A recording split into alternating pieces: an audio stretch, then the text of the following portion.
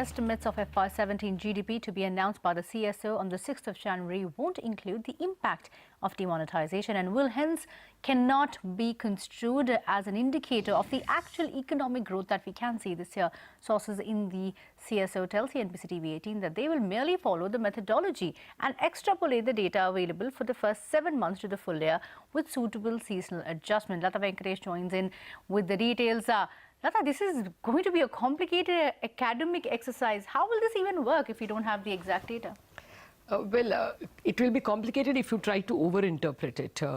What the CSO is telling us is that what do we normally do?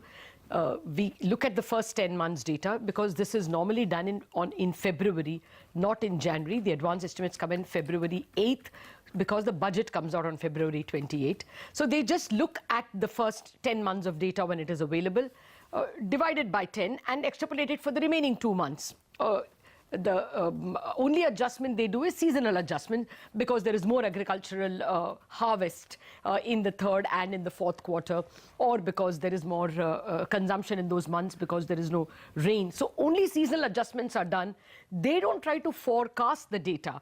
But now, as it is, they are being made to look at the advance estimates 1 month earlier, which in itself is not bad. But if they have first 7 months of data, after all, the IIP is available only till October. We have core sector data for November. We still don't have IIP data for November. So the CSO has to work with 7 months of IIP data and the first 6 months of GDP data and try and forecast for the remaining 6 months when a major economic event has happened. And therefore, the first 6 months data do not necessarily represent, or do not in any way perhaps represent, the balance 6 months, or at least the last 5 months starting November.